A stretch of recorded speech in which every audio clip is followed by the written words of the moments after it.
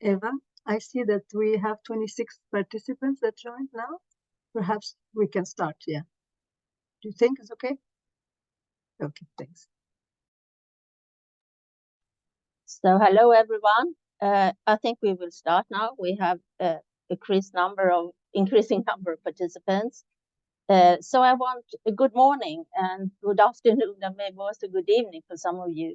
So I would like to welcome you, all of you, colleagues and partners, in today's peer exchange webinar. And we are going to focus on UN and regional monitoring and reporting on children's right to a healthy environment, including a safe climate.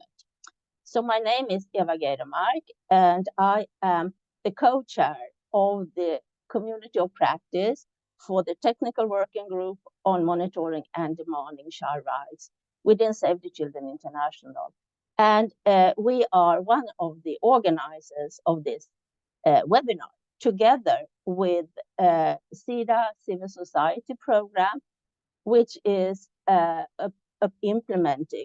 which is being implemented now until 26, from 22 to 26. And we work across 20 countries, and among its quality perspectives, we have rights-based programming and advocacy, as well as the climate and environment perspective. The webinar is also co-sponsored by the How to Child Rights series, which helped us opening the webinar to more practitioners across the sector and having interpretation available in several languages. This webinar will, as I said, focus on the UN and regional monitoring and reporting on the realization of children's rights to a healthy environment, including a safe climate. So we have two webinar sessions, this one in the morning, and we will have one in the afternoon. Today, we have interpretation in Arabic. The other webinar will take place and start this afternoon, and will start at 4 o'clock Central European time. And we'll have interpretation in Spanish and French. So what is the aim of this session? Yes, it is experience sharing and peer learning that we want and hope will inspire increased integration of climate change and environmental impacts on children's rights into the civil society supplementary reports that civil society organizations submit to the UN Committee on the Rights of the Child, and also the African Committee of Experts monitoring the African Charter on the Rights and Well-being of the Child.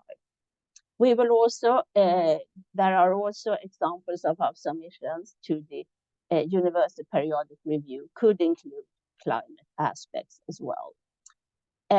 And most importantly, we will look at the quite newly released General Comment 26 by the Committee on the Rights of the Child, and how it can be an important instrument in your work. And the ultimate aim is, of course, to advance states' accountability for children's rights to a clean, healthy, and sustainable environment. We also want to take this opportunity to thank Child Rights Connect, especially Fanny, Maria, Leire, Emma, for the support preparing and disseminating info about this webinar. And on the agenda today, we will start with a bit of a background about status of reporting and monitoring the right to healthy environment. And Laure will take us through that presentation. We will have a panel of colleagues and partners from Malawi, Tanzania, Sweden, and Cambodia, who will be interviewed to share their experiences, tips and tricks on how to integrate better climate environmental issues in the reporting, monitoring, and follow-up of the recommendations from the UN and regional human rights mechanisms, and how we could make effective use of the General Comment 26. Maybe we could ask if it's possible for the panelists just to put on their cameras so we can see them. So please, Victor, Henrik, Clemens, Meliana, and Camilla, just put on your cameras so we know what you look like. We will see more of you later when we start the panel.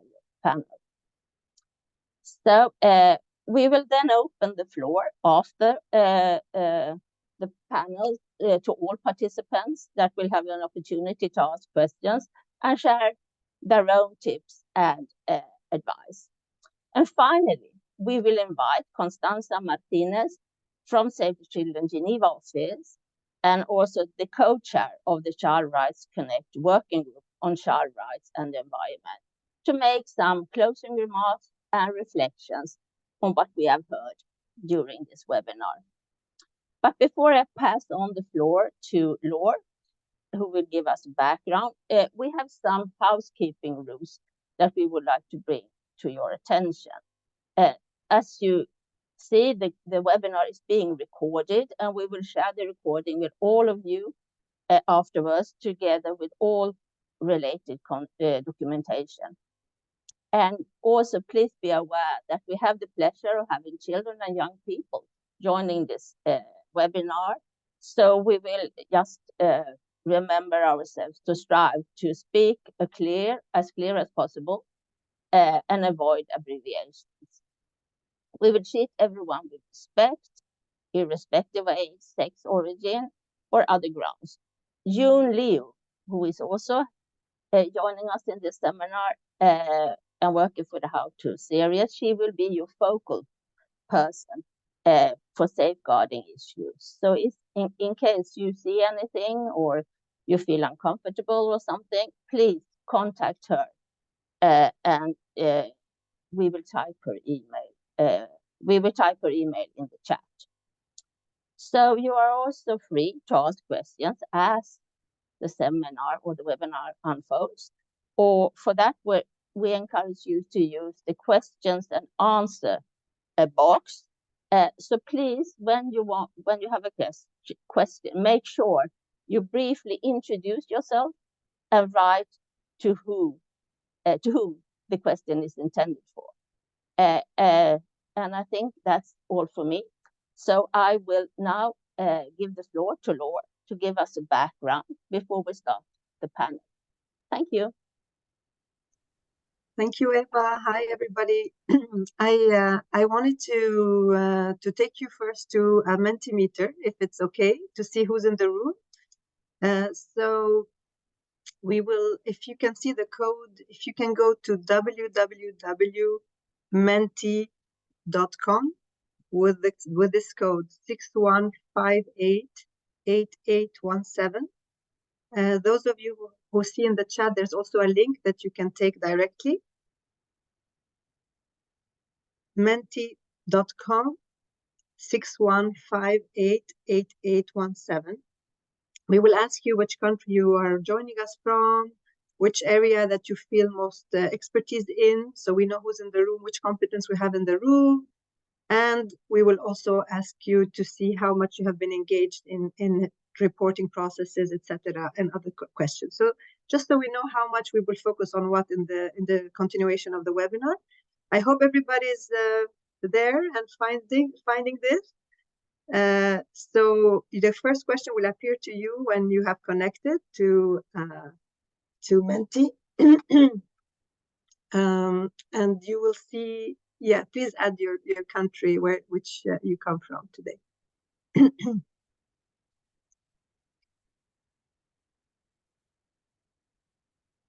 Great to have colleagues from India, Thailand, Ivory Coast, Gambia.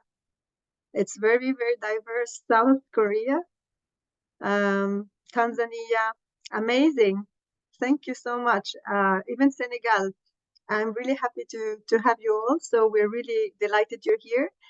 We want to ask you which area you feel represents best the one you have most expertise in. Is it climate change or environmental issues that you have most experience in? Is it more children's rights? Is it both? I know you may have competencies on other issues, but just to know from those two areas that we are trying to bring together in this webinar to see who's in the room. The winner seems to be child rights. Okay, so we will have a bit of an intro slightly about environmental impacts on children's rights as well. So, okay, good to know. Great, thank you so much. The next question is, have you or are you engaged in reporting on child rights and the environment or climate change to any human rights process?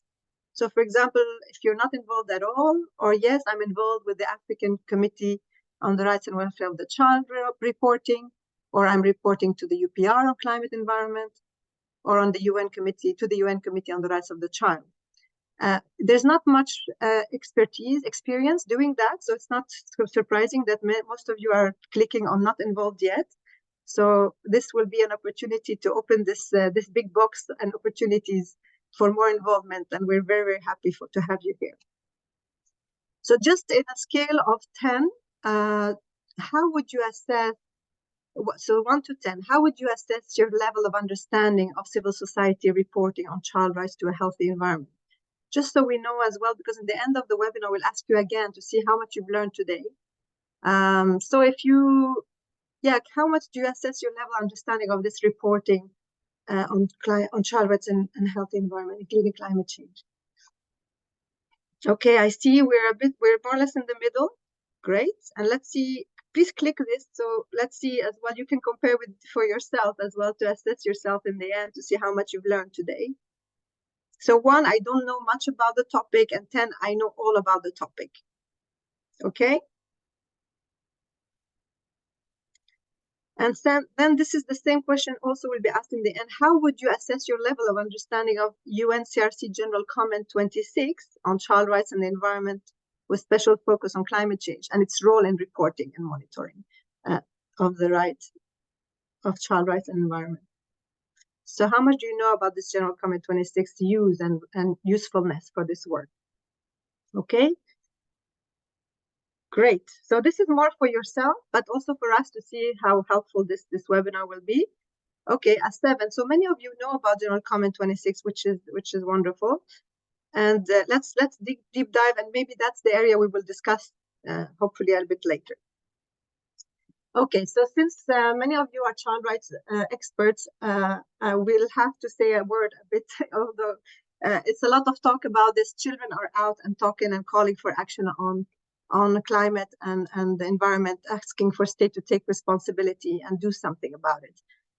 But what is all this about? So what are the environmental hazards affecting children? You hear about air pollution, water contamination and scarcity, soil contamination and degradation, loss of biodiversity and ecosystem services, hazardous chemical substances, toxics and waste, and all this climate change affecting children. We hear about all this. Our colleagues are at COP28 right now and discussing these things, not specifically children, but our colleagues are bringing children on the agenda. And this is really, really clear impacts on children. So all these hazards can be exacerbated by climate-related extreme weather events. And climate vulnerability and gradual change in weather patterns as well can make this even worse for children. So both the climate change and the environmental hazards, and especially in combination, negatively affect children in almost every right they have. So it's not just affecting them, it also affects their lives. I will not go in these numbers, but just to look at the child, the individual child, all children, because of their physiology, how they're built, their bodies, and their level of development, just because they are children, basically, they are more affected by those environmental hazards and climate hazards.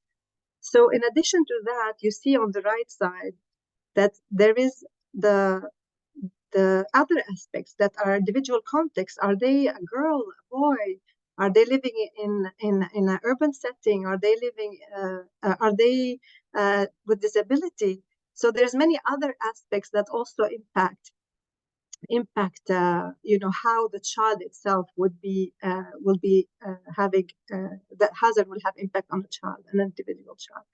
But all this is all about rights. When you say rights, there's rights holders and there's duty bearers. And for us today, we will focus on the duty bearer, which is the state primarily. To see which rights this is about. So we mentioned General Comment 26, which many of you know about. It is really the first time that there is a clear recognition of children's rights to a clean, healthy, and sustainable environment in that General Comment. It was adopted in September, it's very, very, very new, and many of you have been involved in inputting to its content. It really describes how environmental degradation and climate change affects the fulfillment of all rights. It really reinterprets the articles of the CRC, like let's say Article 24 about health. Well, we already have an article in the UN Convention about health, but then it looks at introducing features into social security policies, social protection floors that provide children and their families with protection against environmental shocks. So things like that, they really take the rights. It really takes the rights in the convention and translate that from an angle of environment and climate change impacts.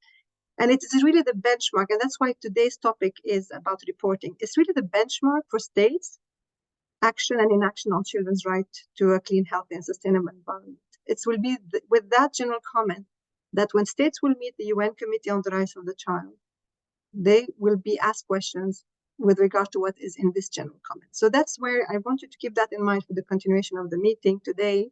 Many of our colleagues they didn't have that general comment when they did their reporting that has happened in the past year or two. But now they have it, and they can help us as well to think looking forward, how can this general comment be useful?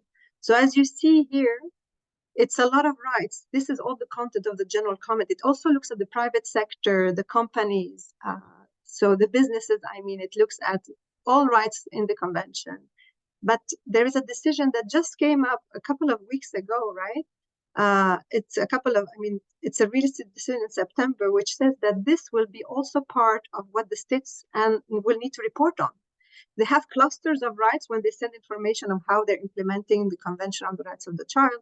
And now among this cluster, like protection, health, education, now they will also be asked about environment and climate change, which is amazing for us as a community who wants to really make sure children are more protected.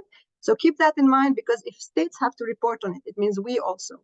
Now, instead of doing it proactively, also we have like a mandate to report on it, which is amazing.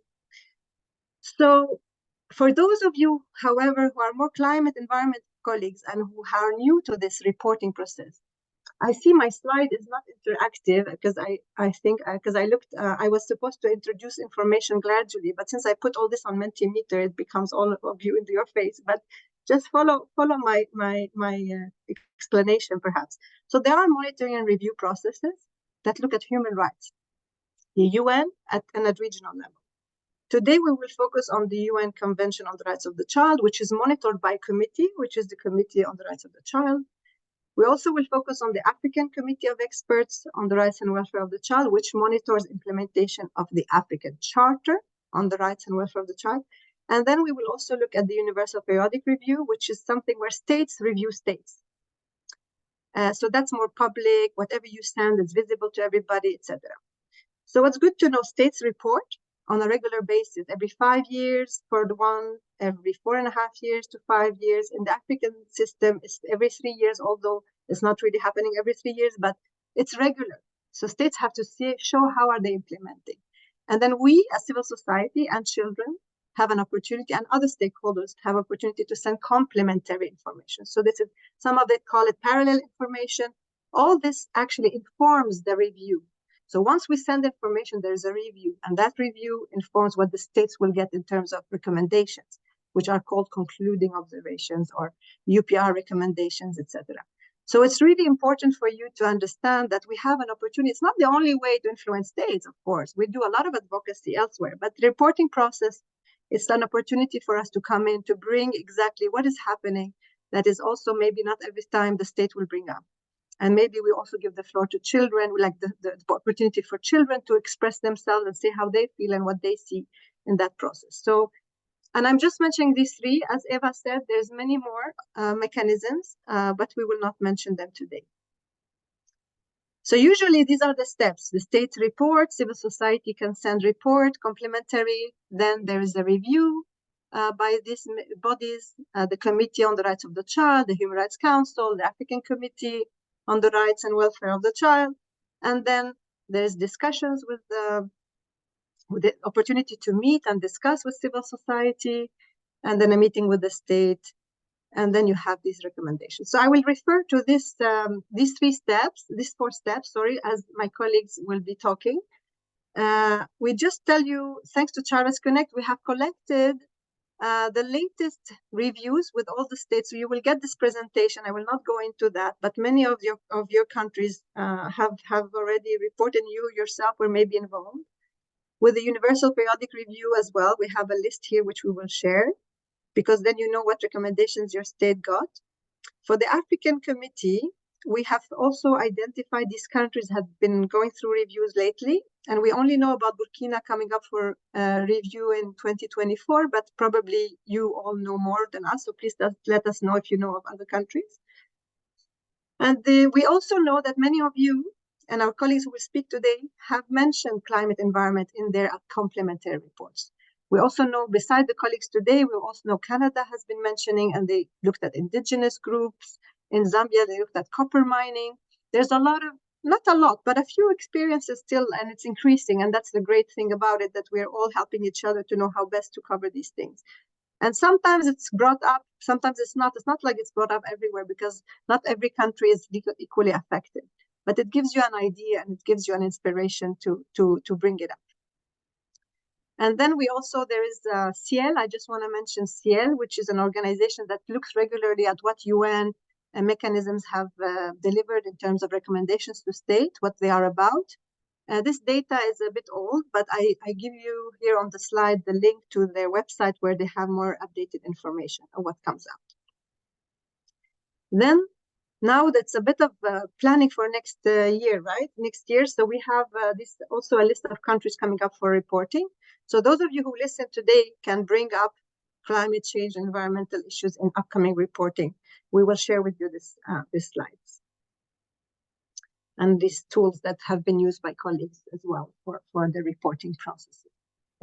Now I want to call my colleague Victor from Tanzania. Victor, can you reveal yourself? Victor, I just wanted to, thank you for being here, and it's wonderful that you're here with us. You recently were involved in preparing with a coalition of organizations a complementary report on the implementation of the UNCRC, and you have, among other issues, included impacts of climate change and environment on children. So could you tell us a bit more, and I will ask a bit the same for the other colleagues who will follow, where are you at in the process? I assumed where the yellow star is that you're there in the process, but let us know who was involved. Were there any children involved? Were there any organizations that are not child rights organizations involved? And also, what environmental issues were brought into your report? So what issues that have been brought up? Have you brought up also differentiated impacts of environment on different groups of children or not? So over to you, Victor, just to help us a bit understand how you've done it. Thank you. Thanks, Lola. For the rest of the participants, my name is Victor Mkiza, working with Save the Children, Tanzania country office. Yes, regarding on our complementary reports, where we are now, we are in preparation of the report now, after the state submission of the report to the UNCRC. So now Save the Children is working with one of our CSO partner, Tanzania Child Rights Forum, a coalition with a mandate for the coordination of organizations which are child rights focused in Tanzania to engage with the government to implement global, regional, and national child rights framework. So we are there, and now we are just validating our CSO alternative report. That's where now we are now. So who involved? The coordination was made with our partner TCRF, which brought a wide of a participation of all CSOs working on child rights sector. So it will bring the sense of ownership to all CSOs. But also what we did, we brought onto a board the gender technical partner, WILDAF, so that the CSO alternative report to integrate the issue of gender now, to address the issue of gender, but also to ensure that the issue of climate change are integrated into our report.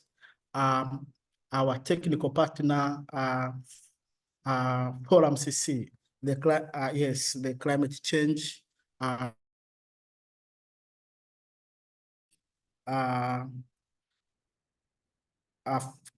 partner is on board, is participating on the development of the report. So to leverage on its expertise, to see how the Tanzania government is implementing various climate and environmental treaties around the global and the regional treaties. So to provide a kind of the expertise.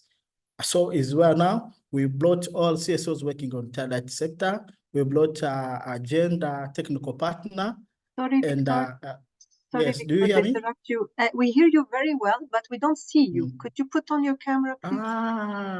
Okay, sorry. It will be nice to see you. Yeah, but sorry to interrupt. You were talking about the various partners involved. Thank you. Yeah, yes. So it was in such way now.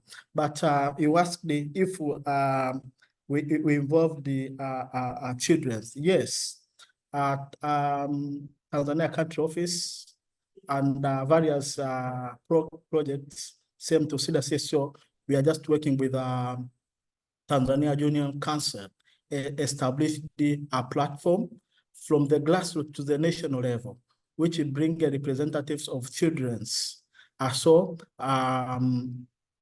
We have even children are participating in the development of child alternative reports. So during that meeting, we have a time even to consult them of the issues regarding the issue of environment and the climate change, but also we have been having various policy dialogues around the issue of climate. So we have been engaging these members of Junior Council. So we have a lot of back of informations. How do we consult them? So is we are now children, we have their voices and where they participated to have their views. And on top of that, their ages actually range from about 10 to 17 years old. And we say this is a representation of at the state level now, because we have 2 representatives from each region. And we have more from these most marginalized groups. Yes. And this the whole process to ensure that we have the voice experience from various people. So we have CSOs working with the most marginalized groups. Let's talk about pastoralists, CSOs working with the children with disability, but also during as a consultation of these children, especially the Junior Council, we were sure that children with a disability, living in the working the streets, are a part of the process, are members. So they were there. So it was easy for us to hear from their experience. You know, if you have a children from the countryside who are engaging in livestock, agriculture, so they have different experience, how they've been impacted with the issue of environment, climate change. So we are in that verge. So of course we have we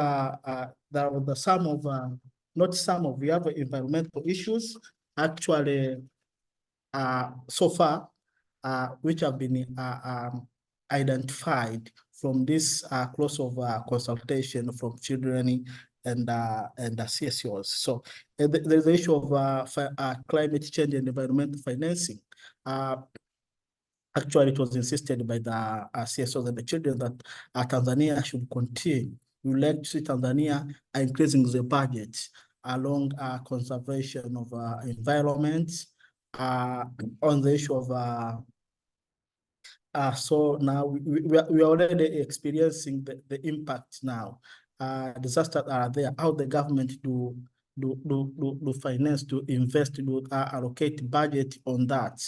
But also we need in Tanzania now, we see that there is a empowering children on climate change, giving their views.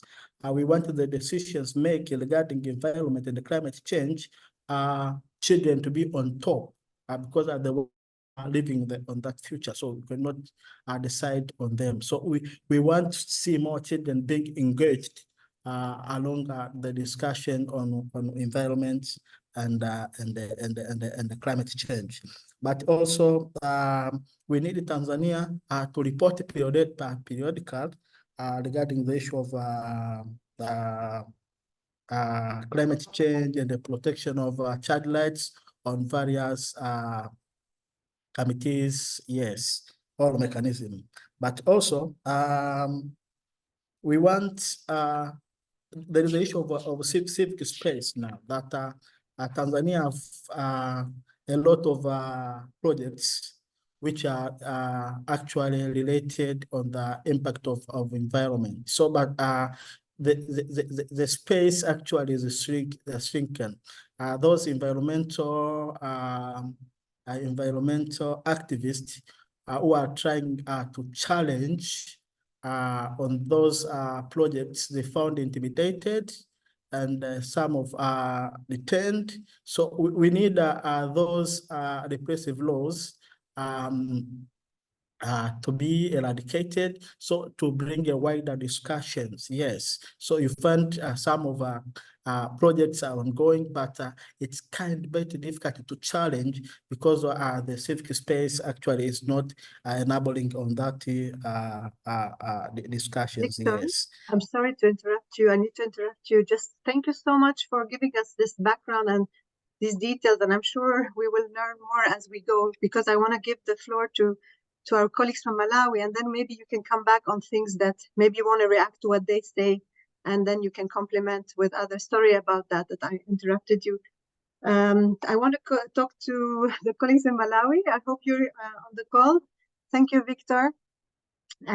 You've been involved in 2 reporting processes during the same period, both to the UN Committee on the Rights of the Child and to the African Committee of Experts on the Rights and Welfare of the Child.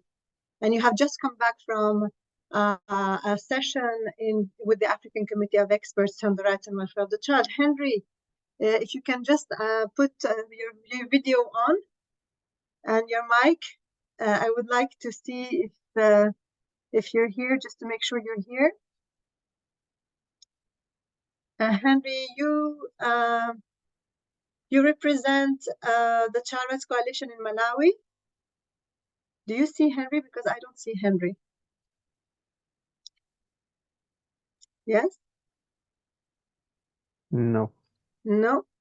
No. Okay, but I see that Clement is here. Maybe Clement, can I ask you the questions that were addressed to Henry, just in case? Hi, Clement. Hey, Laura. Hi. Hi, how are you? Could you please reveal yourself? Yes. Good. If Good. you How know are you? the Harry Potter book. So I just wanted to say to everybody, Clement Makua, you're the SIDA CSO coordinator at the National Youth Network on Climate Change in Malawi, and you work closely with the Child Rights Coalition that Henry Mashemba would represent. I'm sorry that he's not on the call. He must have had issues there accessing. So can I ask you maybe a bit, where are you at? And maybe, especially because you're the technical partner in the SIDA program, Clement, it would really be great to know, because you're the technical partner on climate change and environment, to know a bit how will you engage in this reporting processes, these 2, Was it your first time? And is it something that this program has made possible, or like have you been involved before in these kind of reporting opportunities? And also maybe if you can tell us what climate and environment issues that were brought up in these reports. I know there were civil society reports and children's reports. If you can just give us just a glance of that, not on the general climate issues that I will ask a bit later, just on these issues. Thank you, Clement, and welcome. Thank you. Thank you so much, Aurora. I think to start with, yes, as a technical partner in climate change and environment issues, we've been engaged in the compilation of the report, which NGO CCR has been compiling for UNCR and the UNCRC, as well as the Africa Committee of Experts on Child Rights. So our role has been mainly to provide insights in as far as issues to do with the climate change and how climate change is affecting children. So most of the time, because we are at par with the information as regard to climate change, so we normally get the information from the Environmental Affairs Department, which is the government department. So when NGO CCR is developing a report, we normally bring out what are the pillars that are highlighted in the Malawi position paper, which is to be presented at the COP. So the pillars brings out in terms of insights on how children now are going to focus or to demand their demands as regard to issues of climate change. So other than that, providing the technical support and providing insights in terms of the areas which Malawi is reporting to UNFCCC, we also play a role of facilitating the sessions around climate change and environment. So NGO CCR provide that space for us to talk to children around issues of climate change. So normally we don't facilitate, but we interact with the children. So our role is basically to interact with them if they understand how climate change is impacting their lives, and how do they think and who do they think would address those challenges. So that's how we normally facilitate, or we normally interact with the children to make sure that they bring out issues, stick issues around climate change on their own, so that now in the process, NGO CCR with the rapporteurs that are that normally are selected from the youth, the children themselves can compile issues from the climate change and environment perspective. If you can remind me the subsequent questions. The subsequent questions. Yeah, Clement, I think when I was recently in Malawi, I saw that there were issues that there were both the children and the civil society who brought climate environment issues. And I think it was also very much because you were affected, the south of the country has been affected, right, by a cyclone. Are there issues that you think, I know you have played a role as an organization in writing the civil society report part on environment. How was this process of engaging with this reporting mechanism? Was it the first time for you as an organization to collaborate with a coalition like this? And what issues do you think, like what are the issues beside maybe the cyclone that were brought up? Yeah, so this was not the first time we were engaging with the coalition. Basically, we've been mostly engaged with NGO CCR when they are compiling the report. Just to mention that previously, before we were partners in the CEDA program, we were only also supporting them just to provide insights. But at that particular time, it wasn't detailed. But when we now ventured into the partnership through the CEDA program, That's where now we started getting involved in the discussions, but also in the competition as one of the key facilitating organization in the sector. As you rightly put it, Malawi really was one of the countries that was affected by Cyclone Freddy most recently. So when we were compiling the report, there were issues that were also brought into the report as regarded to how climate change is affecting children. Among those issues, let me just open the document here so that I can give you the details about what were the issues that were brought out from the children into the report. So as you rightly put it, Malawi is one of the countries in the southern part of Africa that was hit hard by Cyclone Freddy, and more children were affected, more especially their rights were affected. That includes the right to education, the right to good health. These were all affected when Chikwawa, Palombe, Mwanza, and the other surrounding districts in the southern region were hit by Cyclone Freddy.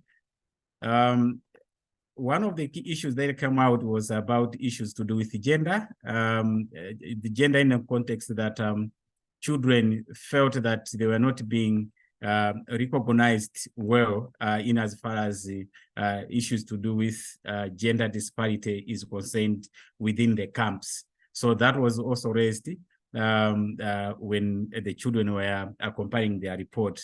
And again, a lack of prioritization of children during the emergencies and disasters came out as one of the critical things that the children wanted to report.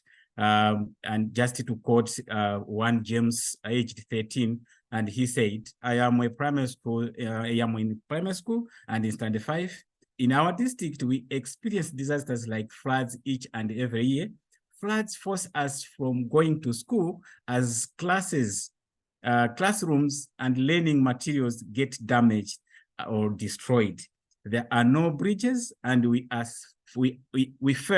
afraid of crossing through waters like when the rains are still on. So this increases the rate of school dropout as many children stay home for more than a month. It is during such time that some teenage children fall pregnant and end up in early marriages. The request to the government is to provide us the school material instantly after the disasters so that children should continue with the schooling. And this was in Chikwawa, one of the learners from Chikwawa who was quoted by the team that was compiling the report. Thank you, Clement. Sorry to interrupt. I think this quote was really telling. I mean, just as an example, how many child rights are impacted by flooding. You're talking about education, access to education.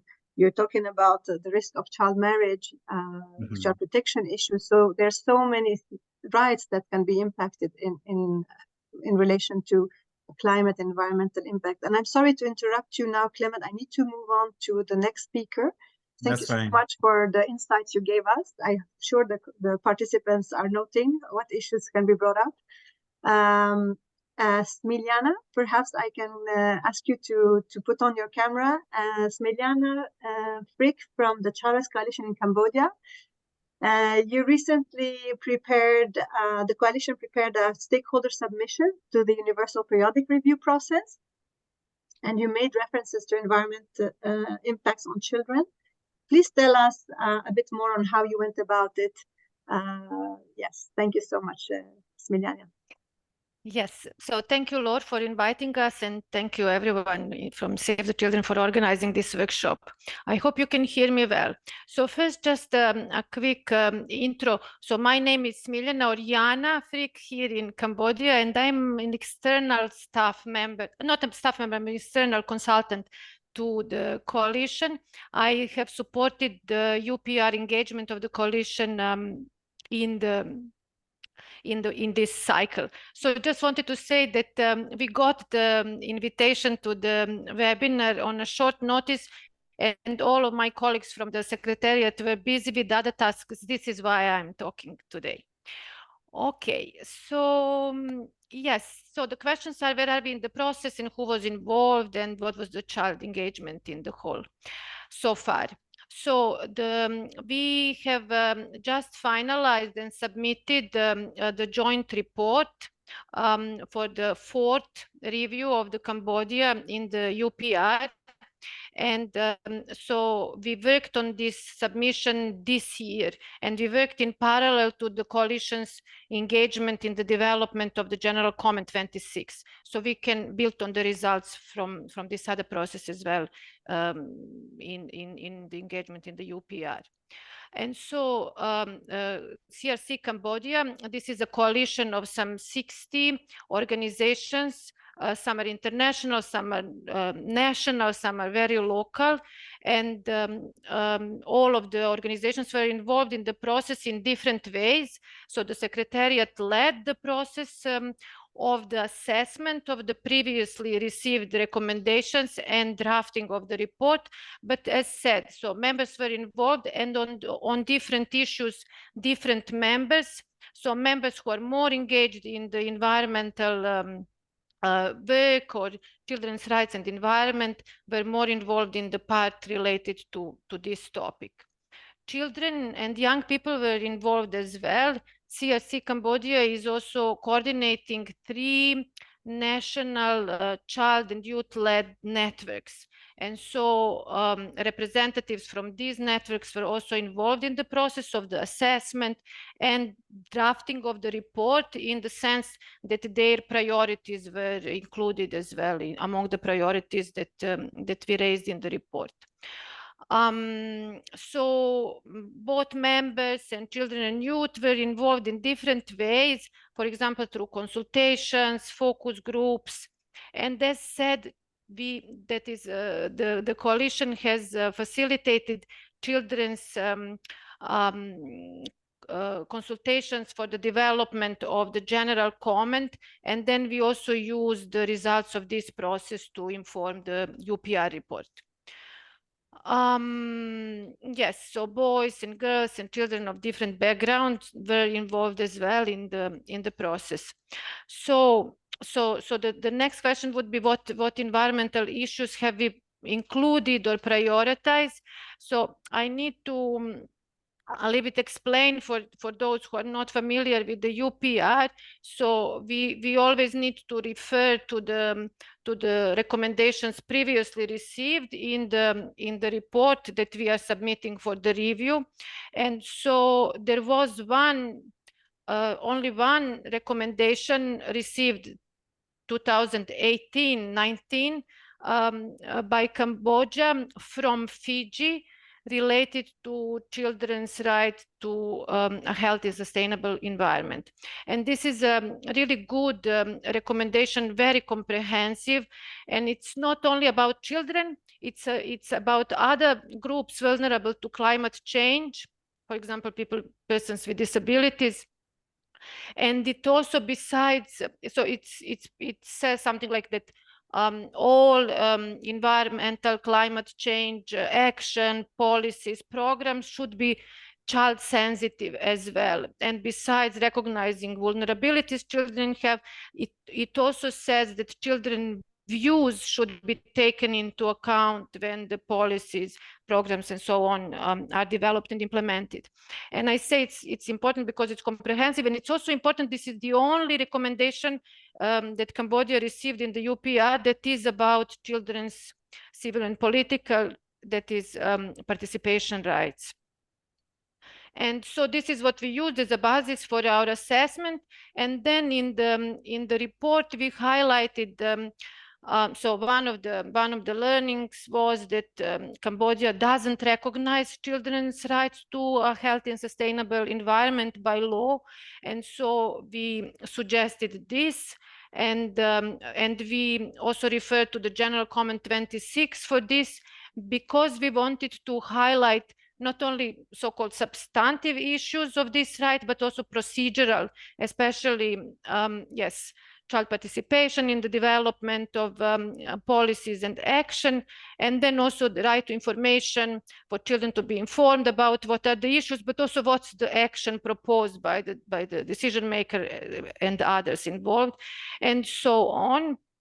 So and then and this has been done because we felt the analysis showed that a rough analysis of policies that we did, and also based on the consultations with children and members, there is a recognition that children are vulnerable groups, but there is no recognition of children as contributing actors in the climate action. So this is why we highlighted this especially, and then in our recommendations we also drew on the recommendations that Cambodia received by Committee on the Rights of the Child, as well as other treaty bodies that are saying that Cambodian climate change policies should be updated. And so we wanted to support this, and then we added once more that children should be involved in the development of the policies. So this would be it in a nutshell. Thank you, Smiljana. Really, really helpful, and also a good way to explain how you relate to other processes. So you were doing the Universal Periodic Review reporting, but you also picked from you also relate to UNCRC recommendations. It's the same state that receives all these recommendations that are relevant, and we want to make sure that we put an updated information each time we have an opportunity to send information to the UN or to a regional mechanism. And the substantive versus procedural rights is also good for all of us to have in mind, because it's really both are important when it comes to reporting on these issues. So thank you so much, Smiljana. I will move now to Camilla Nygren from Save the Children Sweden. If you can put your camera on, Camilla, welcome. About a year ago, Camilla, Sweden received concluding observations from the UN Committee on the Rights of the Child. And in those concluding observations, there were recommendations on climate and environment. I know the process was very long. It was the first time that Swedish civil society and the Swedish state had to deal with this new procedure, which is called simplified reporting procedure of the UN Committee on the Rights of the Child, which all countries will have to follow from next year. Just so you all know, it's good to hear what Camilla has to say, because this process starts with questions. Instead of starting with a state report, it starts with questions, and we can provide input to the questions, and then the process. I will not go into details, but just so you all know that Camilla has followed that. So Camilla, could you tell us a little bit more how you went about, because there was a civil society coordinated report, and there was where climate environment was brought in, and there was a child-led report where climate was not brought in. And so all these issues, it's really interesting for all of us to hear about how you went about it, and especially because you're the only one from the speakers who actually, there's a stage where you got already the recommendations now. How do you see the work moving forward in relation to climate and environmental recommendations that relate to children's rights? Thank you so much, Camilla. Over to you. Yes, thanks. Yes, it was the first time that we did this coalition within the coalition. Before Save the Children Sweden made their own report to the CRC, but now UNICEF coordinated, and we were like 30 different organizations working together to report to the CRC. And a bit into the process, we came up with the idea that we should try to make a separate child report, and that this would be the main report, and our grown-up report would be an amendment to it instead. But it was a little late in the process, and we had maybe too little of time. And we, as you say, we had these questions was the government report, and we used them to talk to the children. And as you say, the children did not mention the environment issue or climate issue, but that I think was because of us, because we did ask groups of children that we already was working with within our different organizations, and none of them were children who were interested in the environment as a subject as such. So therefore we gave them different parts of the government report to comment on, and that was not on the environment. We wanted to do it with another group of children on environment. We didn't have the capacity to do it, unfortunately. We had young voices. I know that several countries around the world has used or been doing young voices. It's like a survey where you ask children lots of different questions about how their life is, everything from how their health is to some questions about the environment as well. And we translated young voices and sent it as a whole to the Committee on the Rights of the Child. So there we had something about the environment as well from the children. And we also had Sami children who, where we asked the committee, you can also ask the committee to ask questions to the government when they actually meet the government. So we asked them to ask what is the government doing to ensure the indigenous Sami children the rights in actions regarding climate change. And then we made recommendations to the government also on environment in our grown-up report. For instance, about child participation, that is very necessary to build up ways for children to be part in the political and decision when it comes to climate and environment. We could also see that the Swedish government long-term climate strategy with Sweden's ambitions and measures under the Paris Agreement, that we could see no child rights perspective in it. So therefore, we also made a recommendation to the government to ensure that a child rights impact assessment is an integral part of our environmental impact assessments conducted by the state and by private actors as well, addressing children affected within or outside Sweden. So that was the recommendations. Let's see the next. We got our recommendations beginning this year, and we got 3 recommendations on the environment and climate. And I think they are very good, and I would say actually excellent, and we really can use them. It is one is on politics. They said politics of programs for climate change mitigation, climate adjustment should be made in accordance to the rights in the CRC. And the committee also say that it's most urgent to take into account the children's views and needs. So they say that it's most urgent to do this. And these recommendations we can really use, I think. And we also got a recommendation on awareness and preparedness for climate change, that children should be given it should be in the school curriculum, this both for pupils and for teachers when they are being educated as well. And also there was a third recommendation to make sure to protect children abroad from environmental harm for instance, in business and international cooperation that is operated on or led from Sweden. So also protection for children in other countries. So I think they are extremely useful.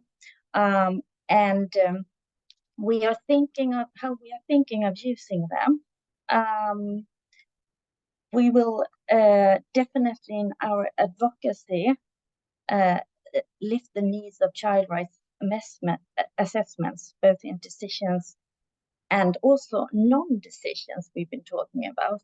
If it could, in this, when it comes to environment and climate, it's also necessary to look at what decisions are not being made and what effect on children's rights do that have. That you don't do anything, that you don't act. So that we are looking into. And we're also talking about more at local level, together with children, child-led organizations or environmental organizations that organize children to make, in Sweden we have something called medborgarförslag. It's citizen suggestions. Yes, citizen suggestions. And I need yeah, I've run out of time.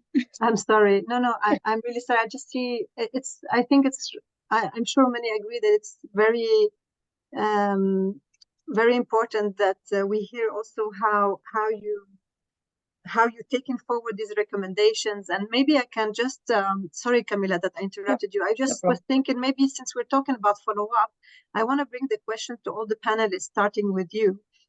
Now that we have General Comment 26 since September, which really explains how rights of children are impacted, but also, and more specifically, what are states' obligations in relation to this.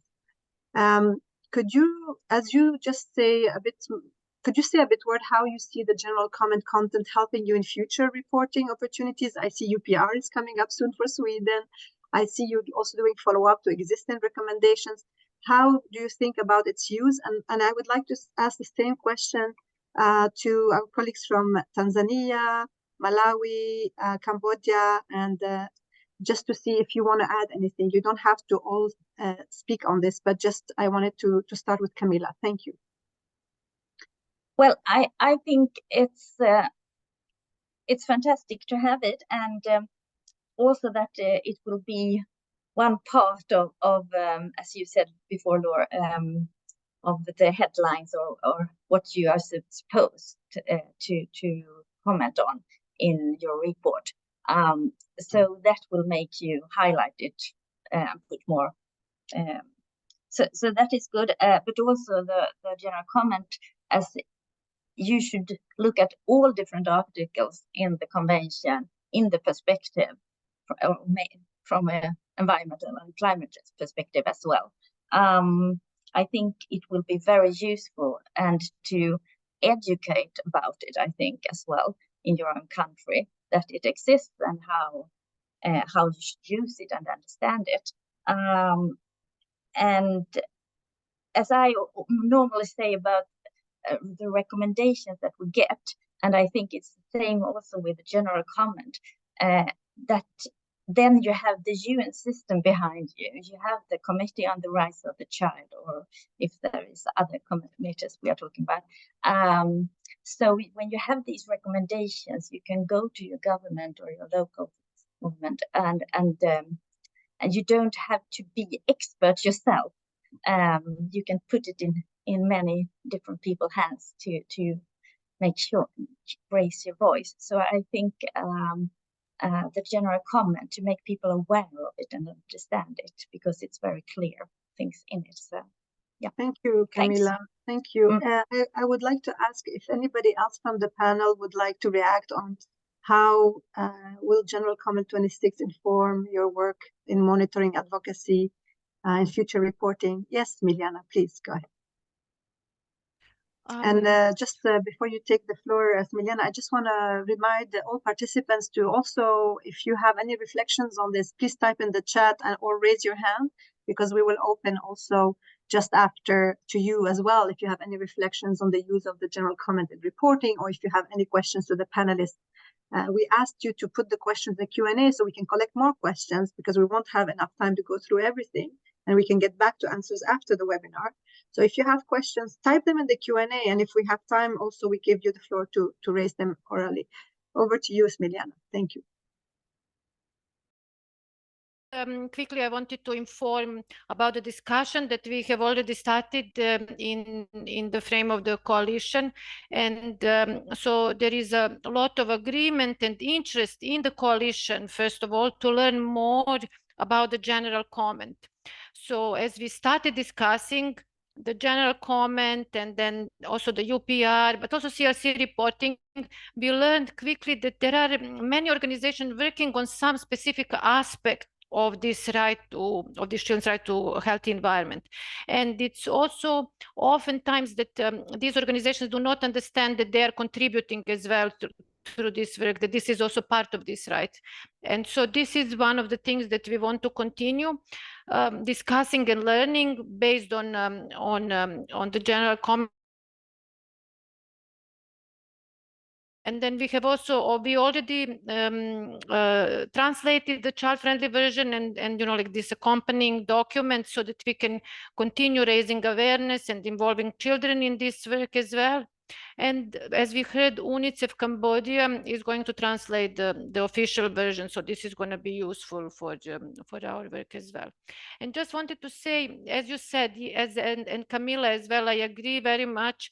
So this is something that we can use and something that can strengthen in a way the authority of the work, or you know, like awareness raising that we are doing not only in the coalition but also in other coalitions working on human rights, on environment, and so on.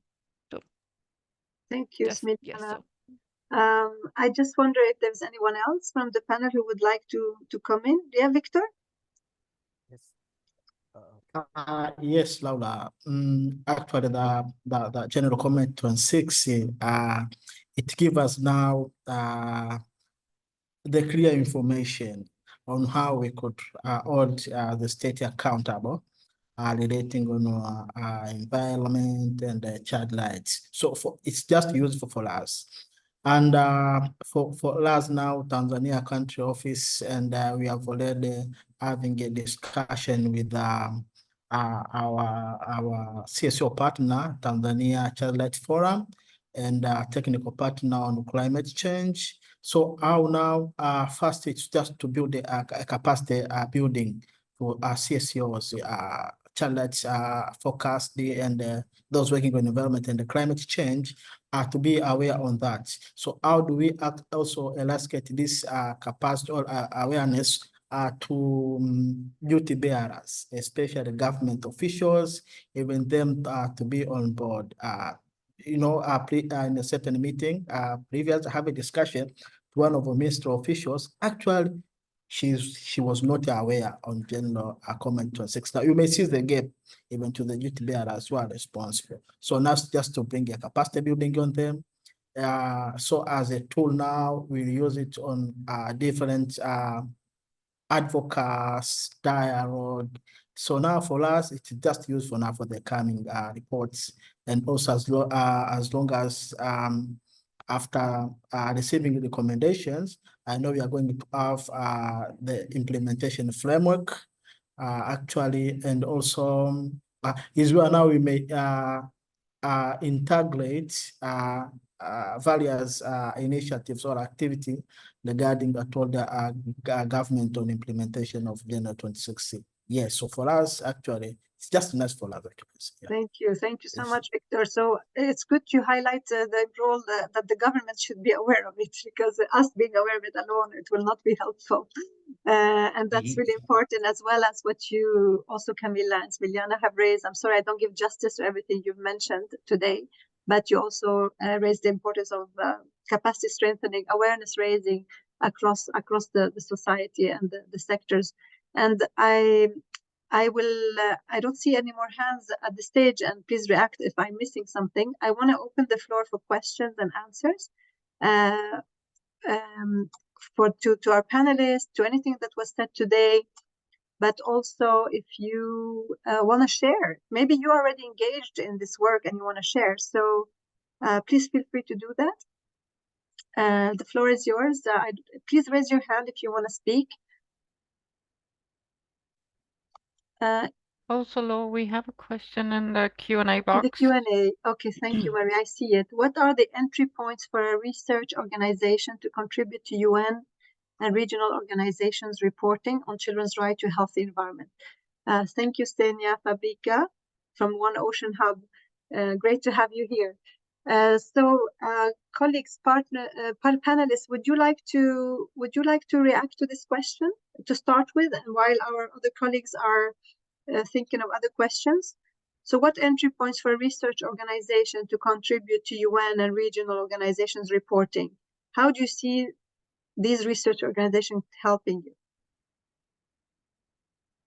Thank you so much. I will start. I'm Yes, Henry please. Machemba from Malawi. Welcome, Henry. So thank you. So yeah, there are a lot of entry points for research organizations. We understand at national level, we have the national networks. The research organizations can collaborate with national networks during the consultations. When the consultations are being conducted, the research institutions can provide submissions, or when we are validating the reports at national level, at a regional level, or in sub-regions, the research institutions can also provide input on the same. But also specifically when we are doing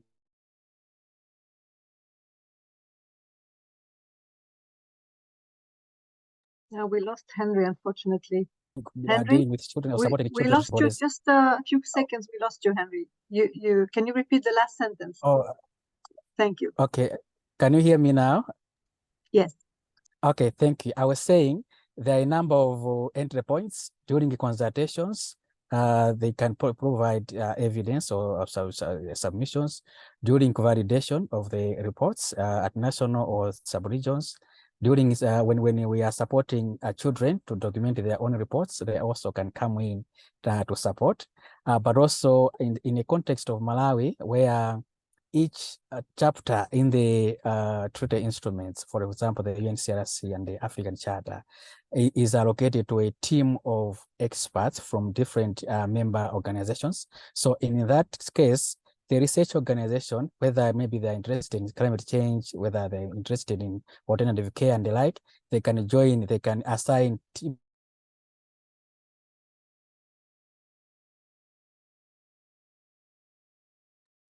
We lost Henry again. I think the connection is weak.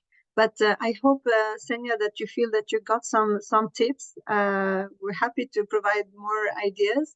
I see Smiliana here and Clement who have raised. So maybe I give the floor to you, Smiliana, to come in. Yes, I'm going to be quick. I'm aware of time. So it's such a good question, and I wanted to say that we also got in touch with research institution here to support us in the UPR process. It didn't work out, but I hope really that we're going to be able to collaborate in the future. And yeah, so this is because we learned quickly that data in a way is missing, and so yeah, it would be great to have really robust data by research institutions. So, and then if this doesn't work, and I think it really would be good worth of trying to collaborate with CSOs working, advocating for the topic. But if this doesn't work, research institutions can also submit data on the rise of it. So yeah, the line was cut, but just to repeat that there's possibility to provide input to the civil society process, but also there's possibility to provide input directly into the reporting process of a country. You don't have to be from the country to send information about the country, but you also can be contributing to what the civil society process is. There's no, I see the question, Senya, on the chat. You say you're asking if they are often written calls, call for written evidence during national or regional consultations, maybe by the states sometimes, but I don't think the civil society process is not as official like that. So it's getting in touch and really bringing the evidence from the research side. I think that's the line. Clement, did you want to say something? I see your hand is down. I see Camilla, perhaps. Oh, Clement, sorry. Yeah, so I just wanted to work out with Samila on the same, that I think research institutions can play a very critical role, mostly on data aspect. It's very important to have a report that is being backed by data. For instance, if we are talking about, if the report is talking about children with disability being affected, how many are these children, from where, and again, from the rural areas, how many are children with disability being affected with the issues of climate or whatever that the issues being raised in the report. So yeah, they can play a very critical role in terms of providing the data, but also making sure that they also facilitate or they help the networks to bring innovations in the collection of data and also data analysis. Thank you. Thank you. Thank you so much, Clement. And Camilla, did you want to intervene? And just while Camilla speaks, colleagues, I see a comment I will react to it soon. But please, if you have other questions, please don't hesitate. You have a chance here. Yes, Camilla. Yes. Sorry, Laura. Yes, Victor. Yeah, of course, I wanted you to add on that with the experience from Tanzania. At this stage, we are developing Victor, a report. You hear me? We had such a consultation of academicians and the universities, actually, which much work on researches. So we have interest on that, so to gather more informations. Okay, thank you so much, Victor. It's good to know. And Camilla, over to you. Just if there is anybody who actually goes out with an official call for input, tell us, because I don't know about that. As civil society, we don't often go out with calls like that. Yes, Camilla, over. No, I just wanted to add, if I understood Henry correctly, I think we had the same approach in Sweden, that we were these over 30 organizations, and we looked into the different headings in the reporting, and then we where we felt but that we had our expertise, or more of our expertise, we were in different groups and worked that way. But I also wanted to share that we had, and I think this could happen with, if we have environmental organizations, maybe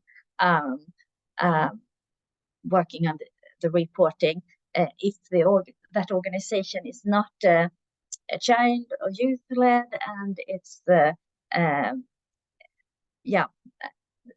it might not have the child rights perspective, because that we had trouble with in some other issues, that we did not speak exactly the same language, and it was the grown-ups who wanted to have their thoughts and things, and it was not in a child rights So you mean, Camilla, balancing a bit between also like the experts and what the children and the youth want to bring up. Yeah, that's also a very important, extremely important aspect. But one doesn't have to exclude the other.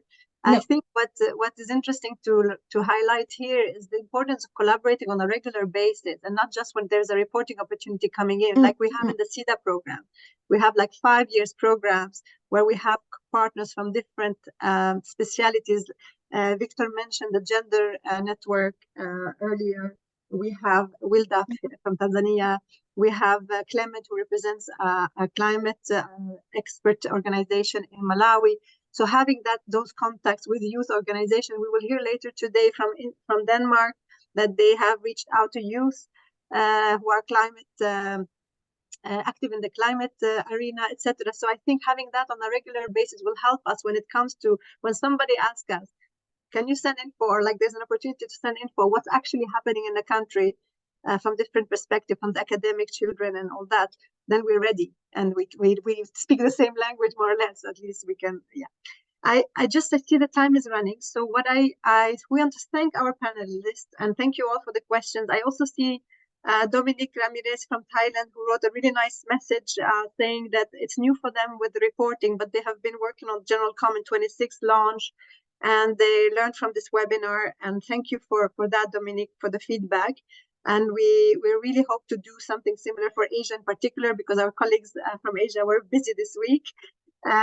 Maybe I want to mention as well, while we're here, before giving a Menti question to you and giving the floor to Connie to close, I want to mention that from Nepal, the coalition, the organization who is the climate partner in the CETA program also shared with me information, because they also prepared a report for the CRC.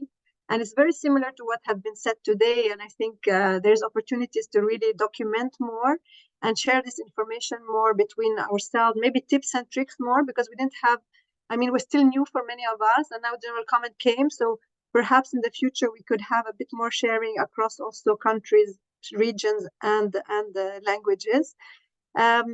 I also want to mention that our colleagues from Albania, Save the Children has supported child-led report to the CRC, and the children decided to only focus on environment in their child-led report. They didn't mention anything else in the country. So they are now documenting it. And if you want to provide input to this case study, it's using the How to Child Rights series methodology, which has to be reviewed by peers. Like we want to have the case studies useful. So like we talked today, it could be documented. Step 1, we did this. Step 2, we did that. This is the tips and tricks we have for you. So Albania is documenting right now in December. There's a deadline in a couple of, maybe over a week. If you're interested to provide inputs, even if you've not worked with this before, it's even better, because in a way you also can ask the questions to them so that they put what you need in the case study. Please write to us, write to me, and Anna has put my email in the chat. As well, we have a case from Côte d'Ivoire, Ivory Coast, that engaged in reporting to the African Committee of Experts on the Rights and Welfare of the Child recently. They used the SERI, both Albania and Côte d'Ivoire used there's a guidance from SERI, the Children's Environmental Rights Initiative, that has guided a bit how do you report on climate and child rights and environment. And they used it for that. And they're documenting too. So if you would like to provide input to that case study as well, please reach out to me so I can include you in the email list that will receive the drafts. You need to do that quite quickly because it's happening now. So thank you so much. Now I would like to give you a couple of questions to ask you to go to Menti again. And on Menti, I would like you to in a scale of 1 to 10 again, how would you assess your level of understanding of civil society reporting on child rights to a healthy environment? After you've heard all these examples, has it changed? From 1 to 10, how would you assess your level of understanding of civil society reporting on child rights to a healthy environment? 1, I don't know. 10, I know all about this. I see that the right side, the no bet more is a bit bigger, is more colorful this time around, which is really encouraging. I know all of you may want to leave the call quite soon, so I will not bother you too much, but I'm just happy to see that it's on the right side of the scale. The next question is similar.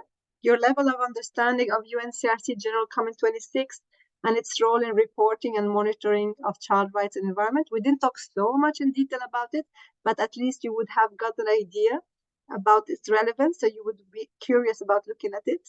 And I also see the right side is getting a bit also more colorful. And I think we can learn much more about this moving forward. Thank you so much.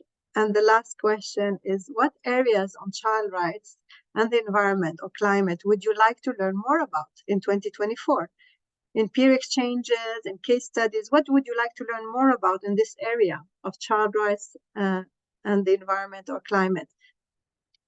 If you can write multiple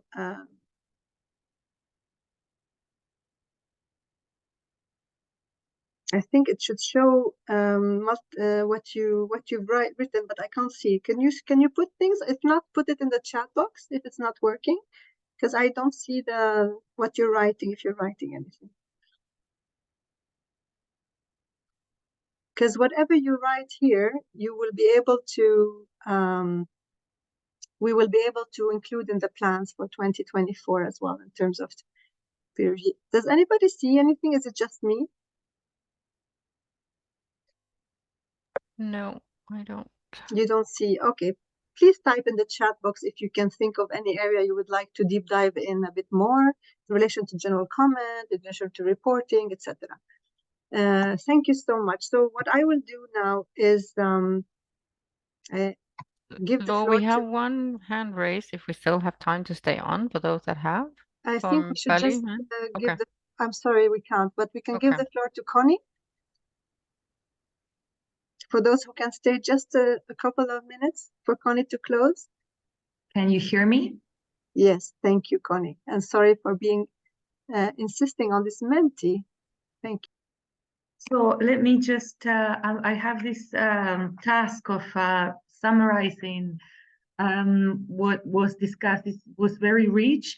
So I just grouped the main points into 4 groups, and I'm going to be very brief because I know people have to jump to other meetings. But just to say that the first lesson that I learned is that we have to use all the reporting channels so that we make sure that we keep the governments accountable, so we don't have to wait every 4 years to report to the CRC.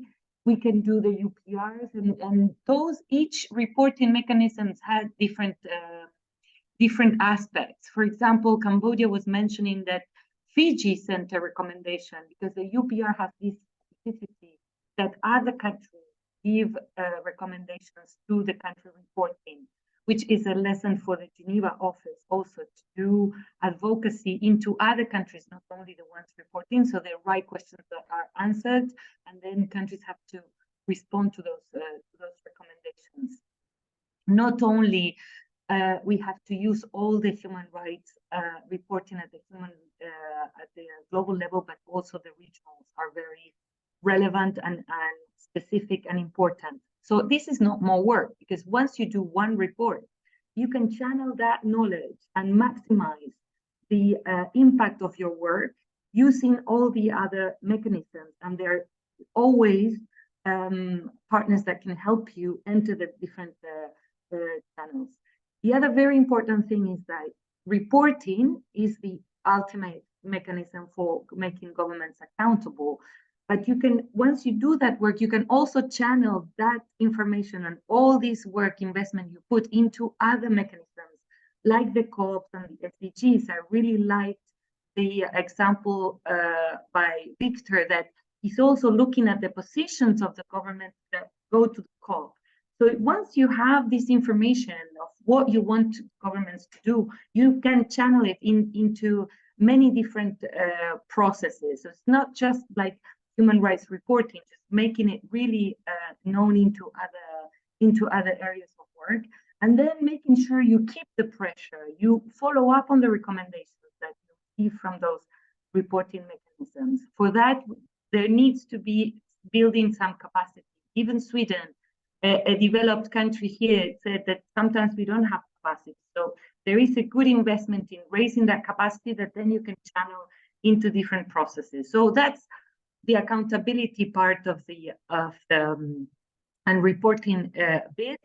The second point is how clear your presentations make that you need a systemic approach, and this is reflected by the nature of the coalitions you're making. You're getting into environmental experts.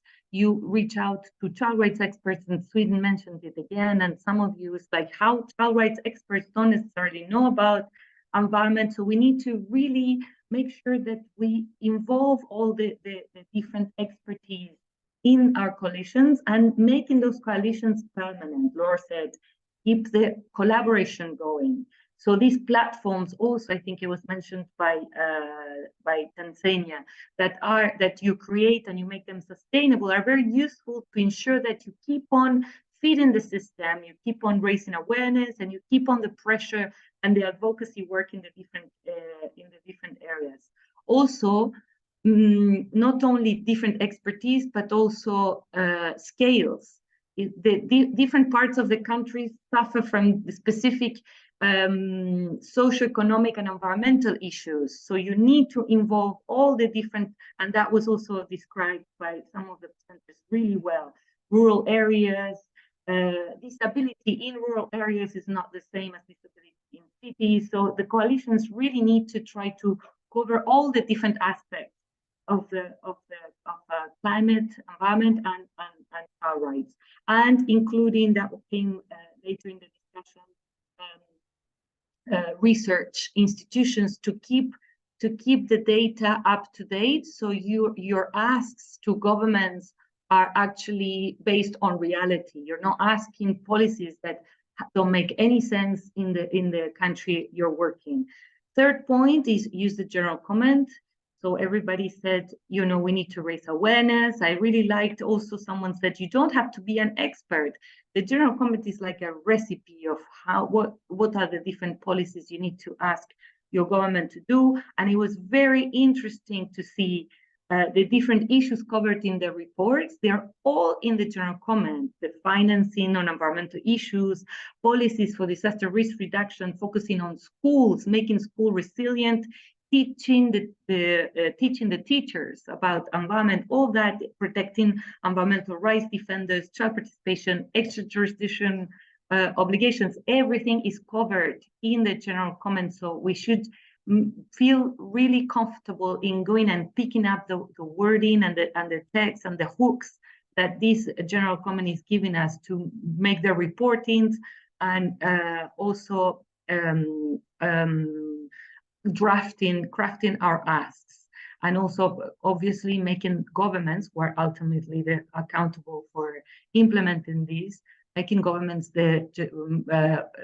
making them know, putting the general comment in front of them over and over again, while putting also the general comment in children's hands. And that's my last point. The involvement of children is everywhere and is essential. Is there present and future. And I really liked also the fact that some of you included children that had already been involved in the development of the general comment. So those children can empower other children who were not involved before, and promoting this relationship, peer relationship, but also with youth, having a dynamic, because children grow up. So I really enjoyed also seeing this is like a red thread everywhere. So I tried to cover as much. This looks like a checklist for me of all the things that we can do. We need to strengthen for 2024. So I look forward to continuing these incredible discussions and exchanges. Thank you. Thank you, Connie.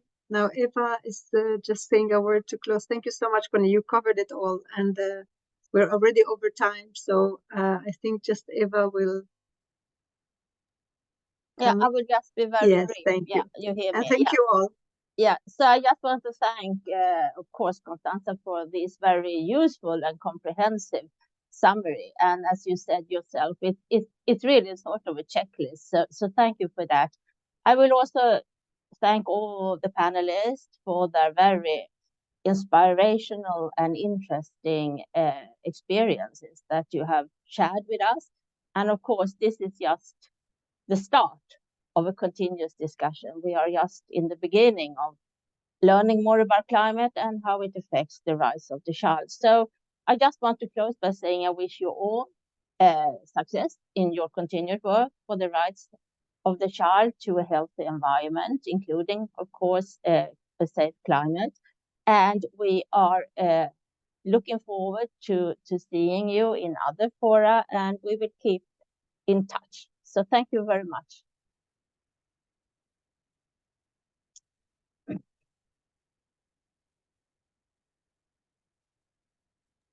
Thank you all. Bye-bye. Thank you. Bye. Bye. Thank you, Thank you. everyone. Thank Keep in you. touch. Thank Bye bye. you.